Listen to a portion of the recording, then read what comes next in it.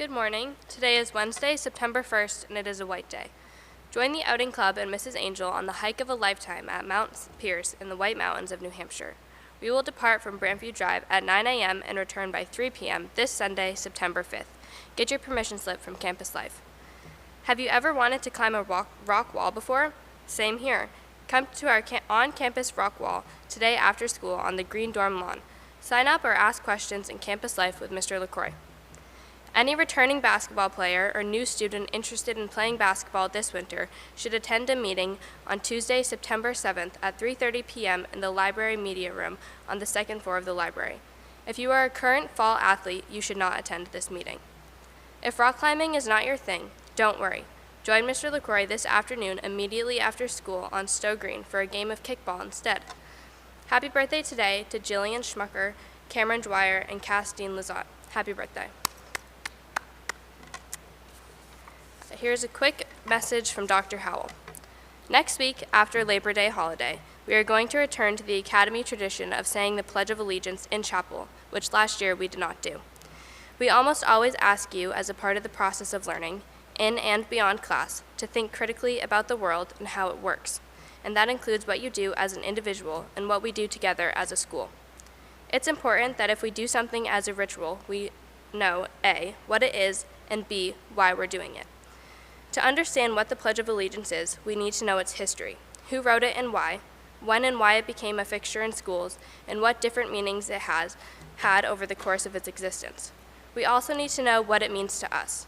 Why do we, at St. Johnsbury Academy, where many of our students are not American, rise and offer our allegiance to the symbol of the American Republic?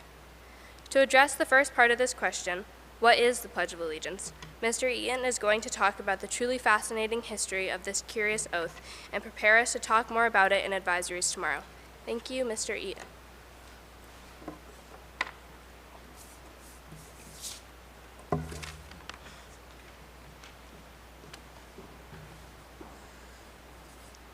Good morning, everybody. It is Hump Day. That's a shout out to my advisory. We always play the Geico Hump Day ad in advisory on Wednesday. Maybe you'll want to do that later.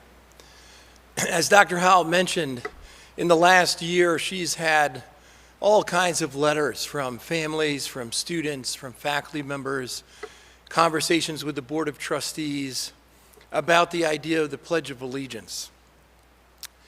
So I'm here today to open a conversation about the pledge and give a little history. I think it's appropriate to let you know the sources from which this speech comes. So Richard Ellis's book, To the Flag, is the primary source of the information today. Also, Amy Crawford's article on the history of the pledge in the Smithsonian. And finally, the court cases you'll hear about a little later in this talk are from OYE, which is the University of Chicago Law School repository of Supreme Court cases. In the 1880s, the Grand Army of the Republic Fraternal Organization, which is made up of former members of the Grand Army of the Republic, which is the Union Army in the Civil War, saw flags flying over schools in New York, and then those flagpoles came down, were in disrepair, and so on. Colonels Balch and Ward decided that they wanted to begin a movement to see a flag flying over every school in the United States.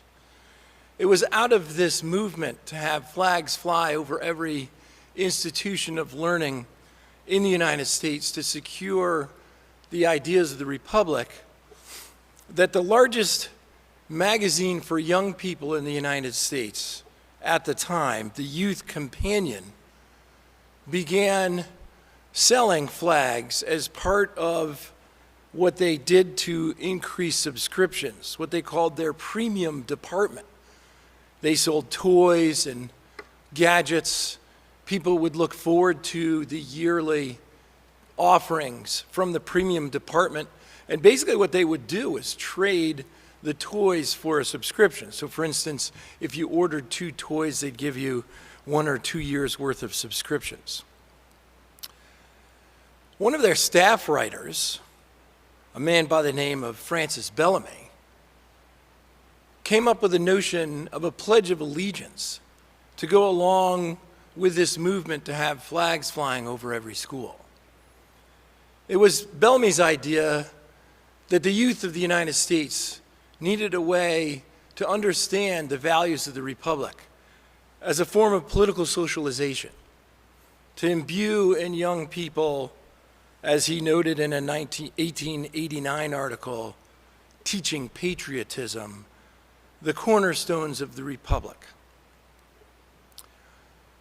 Therefore, in 1892, in an article in Youth Companion magazine, this would be similar to when I was a young person, a magazine called Highlights, most of us read. Some of your advisors might remember that.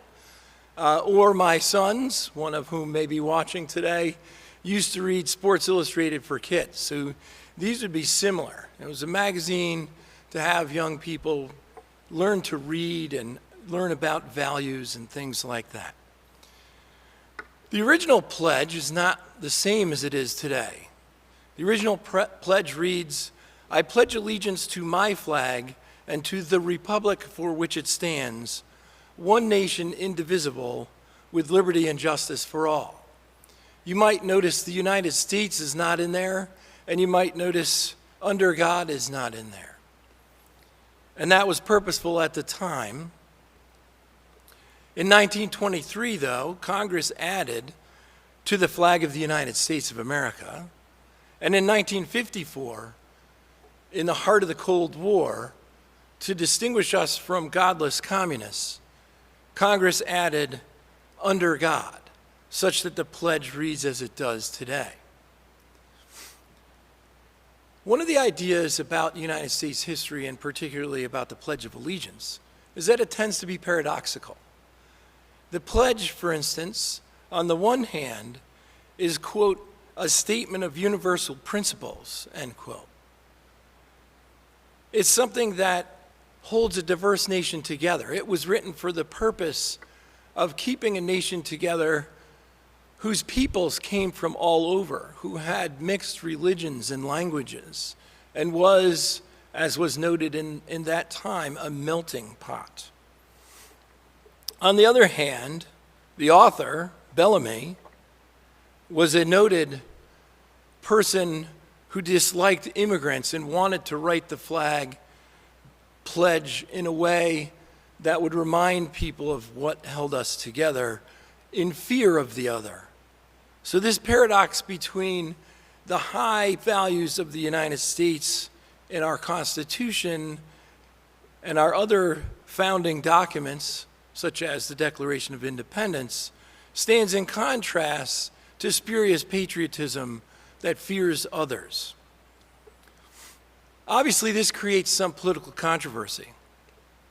In fact, originally, people in the South despised the Pledge of Allegiance. They felt as though it harkened back to the 1860s and 70s oaths of allegiance that members of the Northern forces required Southerners to take in order not to go to jail after the war. In addition, there are two major constitutional challenges that have come forth surrounding the Pledge of Allegiance. One has to do with free speech, and the other has to do with the "under God" clause, another First Amendment challenge under the Establishment Clause. The two cases that settled this controversy, 1943. Yes, that's right. During the middle of World War II, when forces of liberal democracy were aligned in a war against dictatorships, authoritarian governments.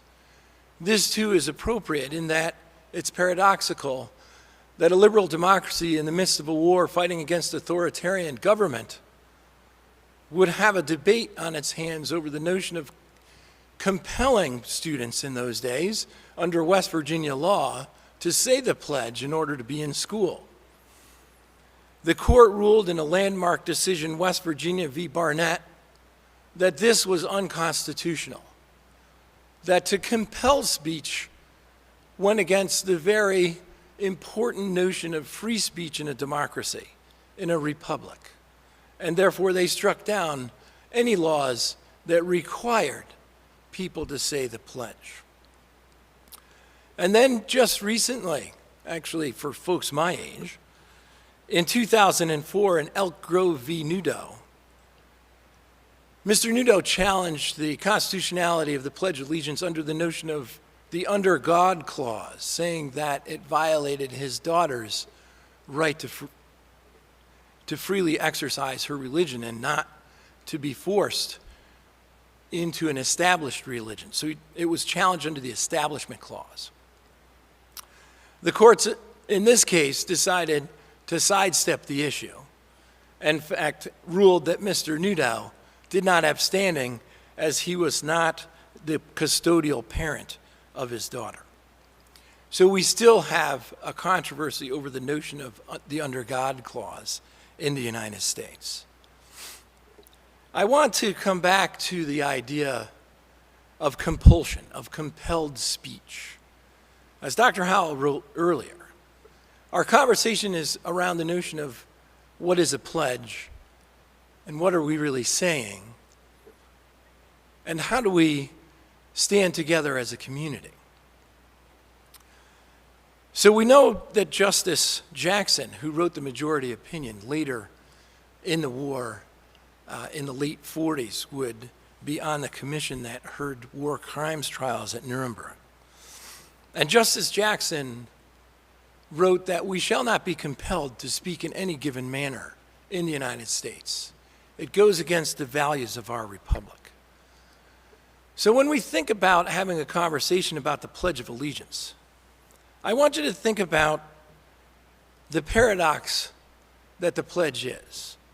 That it stands on the one hand for the best ideals of this country, and on the other hand can and has been used as a spurious tool to put down others.